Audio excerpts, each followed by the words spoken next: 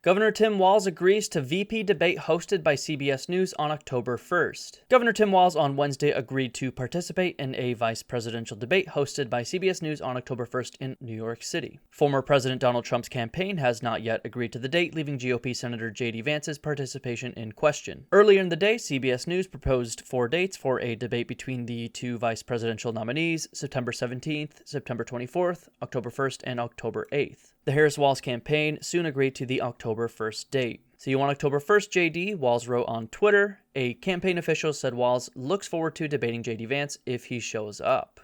Vance did not respond to questions from reporters about whether he would agree to the debate when returning from an event in Michigan on Wednesday. That would be today, the 14th. Later, in an interview with Fox News' Laura Ingraham, Vance said he was open to debating Walz on October 1st, but did not firmly commit to the date. We're certainly going to debate Tim Walz. We just heard about this thing 3 hours ago, so we're going to talk to them and figure out when we can debate. We want to actually look at the debates, look at the monitors, talk about the rules a little bit, okay? Will I have a couch to sit on? Vance continued, I strongly suspect we're going to be there on October 1st, but we're not going to do one of these fake debates, Laura, where they don't actually have an audience there, where they don't actually set the parameters in a right way, where we can have a good exchange of ideas. What? I mean, the last debate between Trump and Biden, I think, was actually a pretty good format. There was no audience to, tip the scales that way. And I think they actually shut off their microphones so they would, shut the fuck up and let the other person actually talk. Vance also said that he wanted to debate Walz more than once. Hopefully we're going to see him on October 1st, but hopefully we're going to see him either before or after that, because I think it's important for the American people to actually see us discuss our views, he told Ingraham. But it has to be exactly how we want it, or we're gonna whine like a bunch of fucking babies, because we are Republicans. And that's what we do. A date for the vice presidential debate has been in limbo since the spring, when CBS News first extended the invitation to both presidential campaigns. In May, President Biden's campaign said Vice President Kamala Harris, who was still his running mate at the time, was willing to face off against the eventual Republican vice presidential nominee on either July 23rd or August 13th. Trump picked Vance as his running mate on July 15th, the first day of the RNC. His campaign soon declined to commit to a vice presidential debate before the DNC on August 19th, saying that doing so would be premature since Harris might end up being the Democratic nominee. I mean, they were right. Last week, Trump said CBS News would host the vice presidential debate and that Vance has really stepped up and is doing a fantastic job. Yeah, okay, bro. He's doing such a good job that his net approval rating is the lowest ever at -6 points, with the average for vice presidential nominees being plus 19 points since 2000. Yeah, bro is doing a great job. I'm sure Trump does not at all regret picking this fucking overgrown Cabbage Patch Kid as his nominee, to the point where he's downplaying his own relevance to the election entirely. My attitude is, it doesn't really matter as much as this hits my ego. He's like, yeah, I know everyone fucking hates me and thinks I'm a fucking dweeb, but it doesn't really matter, okay? It doesn't matter. I found this leaked screenshot of Vance when he said this, and here it is. This year is the first election cycle since 1988 in which the debates are not being organized by the Nonpartisan Commission on Presidential Debates. In 2022, the RNC voted to ban GOP nominees from participating in debates hosted by the commission, accusing the organizers of bias in the two meetings between Mr. Biden and Trump in 2020. Wow, dude. Republicans continuing to prove that they are just the biggest bunch of fucking little baby bitches ever, dude. Jesus fucking Christ. Every little fucking thing, it's wah, they cheated, wah, they're biased. And they act like they're the fucking tough ones. Republicans and conservatives in general are the biggest fucking whiny little bitches ever, dude. I actually did not hear about them banning GOP nominees from participating in debates hosted by the Nonpartisan Commission on Presidential Debates. Let's see what that was about. RNC members vote to pull out of Commission on Presidential Debates. We're going to find newer, better debate platforms to ensure that future nominees are not forced to go through the biased CPD in order to make their case to the American people. Yeah, bro, you're right. Letting Fox News host a debate will ensure it's less biased than the Nonpartisan Commission on Presidential Debates. Sure, dude, sure. In a statement from January, Democratic National Committee Chairman Jamie Harrison said that regardless of the RNC's tantrum, voters can count on hearing from President Biden and Vice President Harris, who are proud of their records. Anyway, I'm really excited for this debate personally. I actually have really high hopes that it's going to be some fucking incredible content. For one, JD Vance is such a hilarious charisma vacuum that when put up against someone like Tim Walz, who just oozes charisma, is going to be great. It'll be like Trump versus Ron DeSantis. Although I don't really want to compare Tim Walz to Trump, but you get what I mean. I do find it hilarious that Trump picked the second least charismatic person in, American politics to Ron DeSantis for his vice presidential nominee. Now, the truth is, I don't think it'll affect Trump too much. I think it hurts him a little bit,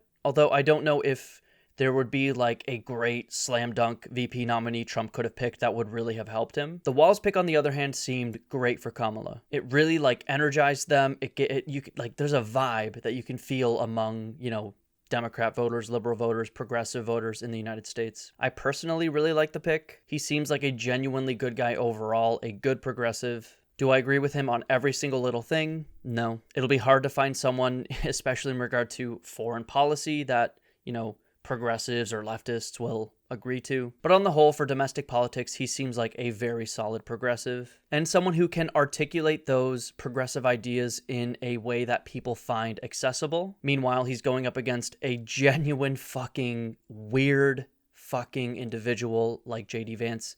I think he's going to wipe the floor with him. Obviously, progressive messaging is more difficult. It's more complicated. It's more boring than conservative, policies. But from what I can tell, he seems like a great guy to do it. So I'm really excited for this debate. I love the date, as this is after the sentencing of Trump on September 17th or 18th. That's kind of funny. The Fed is expected to cut rates in mid-September. The news cycle can sit and stew on those actions for a week. Then they can do the build up to this debate and the fallout from it the next week. Then we will be 1/3 of the way through October. The only thing I'm worried about is the manufactured October surprise, i.e. Clinton's emails or Hunter's laptop. The schedule seems to be set up for Harris to continue building steam.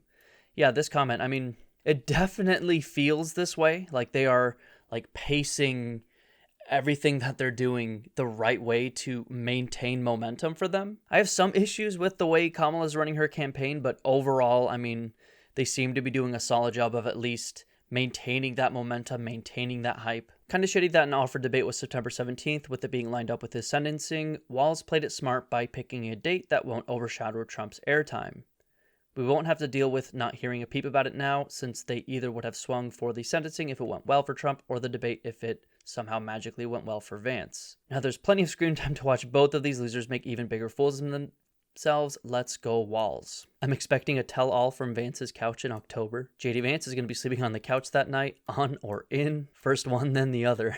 Then the other again, then the first. The sad part is he's just going to talk over Tim with his bullshit talking points. Stolen valor, la la la, I can't hear you. Please destroy him, Tim. Don't mess with a high school teacher. Walz has 20 years experience dealing with childish arguments. That's an interesting point. I think the secret weapon everyone is missing is the teacher's training and experience Walz has. He's professionally trained to deal with conflict amongst teenagers. Teenagers love to argue, logic, circles, and justify and deflect. Walz not only knows how to deal with this, he's probably a master at confronting this kind of behavior. I'm sure the American people will be glued to their couches for this one.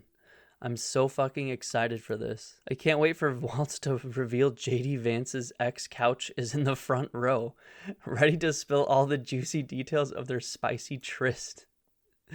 Sounds like the debate is happening on the Jerry Springer show. I just want him to publicly deny fucking a couch so that we know he definitely fucked a couch. I hope it doesn't come up in the debate, unless like the moderators bring it up, but even then, I kind of hope it doesn't come up in the debate.